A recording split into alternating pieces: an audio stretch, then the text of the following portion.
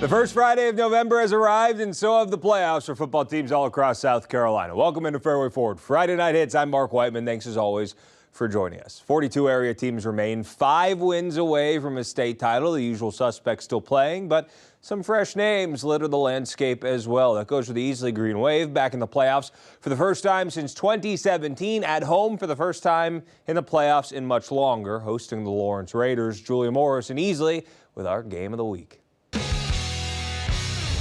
Easley and Lawrence both missed the playoffs last year, so both teams entered this matchup excited to have the opportunity to play postseason football. Easley hosting a playoff game for the first time in 10 years. A great way for the Green Wave to get started in front of its home crowd. First quarter, quarterback A.J. Brown throws a nice pass to Ethan Swan. Easley's up 6-0. But Lawrence answers on its next possession. Raiders quarterback James Rawl with the short pass to Jaden McCowan. He's got speed and hops over a defender into the end zone. Raiders take a 7-6 lead.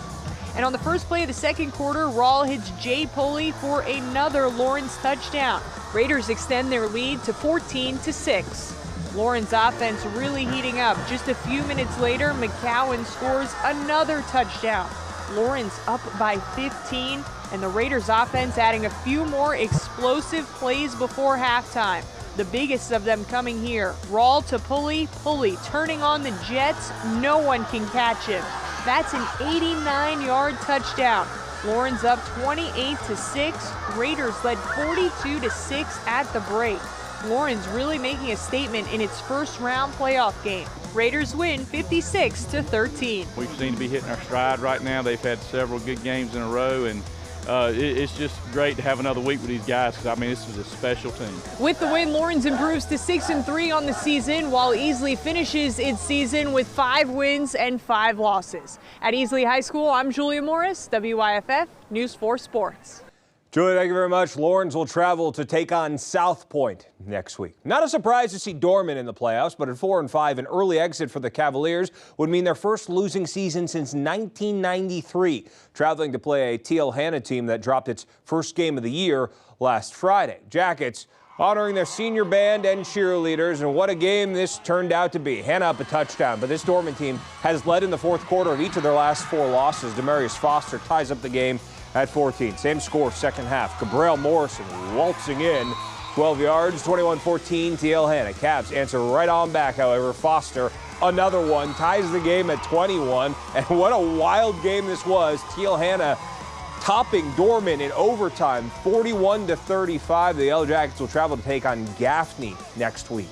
That's going to be a great game. Burns finished strong, 3 wins in their final 4. Hosting Malden, Mavs won their last 2 to make the playoffs. Burns quarterback Gabe Rogers finds Ki Cook on this 18-yard touchdown in the third quarter. That makes the score 20-14. Burns later in the third quarter. Rogers swinging it out to Thomas Gregory. Oh, he's got an easy little lane in for another touchdown. Rebels go up 27-14, and they pull away from Malden here in this one. 30-20, the final for Burns. The Rebels going to take on Northwestern next Friday. Abbeville's title defense kicking off at home. Panthers outscored their 5 October opponents 237-7, taking on Blacksburg, picking up third quarter. Panthers up big. Jamal Marshall, he's got blockers. Exit stage right, 50 yards for Abbeville. They lead 34-0. That's going to be Carson Norman coming around on the jet sweep. And he's off to the corner store for a few weekend essentials. Abbeville shuts out the Wildcats 41-0 the final. They will host Saluda next Friday. A couple of 5A playoff scores. Gaffney, as you just heard, they'll be playing next week. They beat Rockdale 41-0, and Northwestern over Boiling Springs 52-7. The Greenville Red Raiders finished the regular season with a gigantic win over Eastside last week, hosting Walhalla. Razorbacks in the playoffs at 3-4. Getting colder, but the kids don't care. They're out having fun, and Greenville having a lot of fun in this one. The Red Raiders defense heating up. Bruce Knobber, big number 90, dropping Bryce Payne in the backfield. This kid was a menace while I was out there shooting the game. Greenville pitching a first-half shutout. Other side of the ball, Pro Franklin rolling out, going deep to Elijah Kelly. Get up to get down. 21-0 Greenville late in the half. Raiders get the ball back with under a minute to go, and that was more than enough time for the fellas to capitalize. Franklin finding Josh Sapp in the middle of the field. And the Clemson commit is cooking down the sideline for another Greenville touchdown, 55-22. The final from Greenville. They will travel to take on AC Flora next week. Eyes on the sky, 3A action at Southside High School. Quite the second half for the Tigers and Woodruff combined. They won 7 of their last 10, but this high-powered Wolverines bunch in their bag. DeMarion Elmore, look at the vision, weaving for the first Woodruff score of the game. Elmore wants more. It's in his name, punishing on his way to the timeshare. 14-0 now. Then it's like, hey, why don't we just cut out the middleman? No one needs to hand it off to Elmore, so he just takes the direct snap in for another score. Wolverines roar. They do that? I don't know. 55-7, Woodruff over Southside. They will play at Daniel next week. Christchurch's playoff push beginning against Batesburg-Leesville. Winding minutes of the first half. Christchurch quarterback Woods Whittam connects with B.J. Atkins for the first down. There you go, right there. And a couple plays later, it's going to be Bashan Reeder. He's in for the 5-yard touchdown. Cavaliers go up 14-0. Ensuing kick, under 30 seconds to go in the half. Ziggy Merritt, he's going to take the kickoff. He's got a great name, and he's got speed to burn. Breaks a few tackles, and check it out.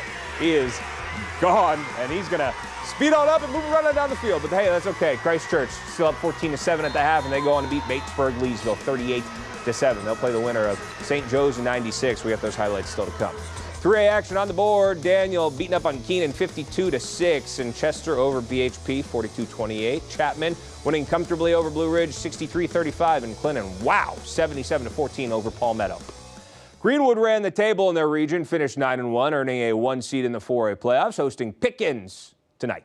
Blue Flame got the region win they needed to get in, but this one all about Greenwood. Scoreless in the first. Dalen Rapley gets his guy Loundis Still, who's anything but on the wheel route, in for an Eagles touchdown.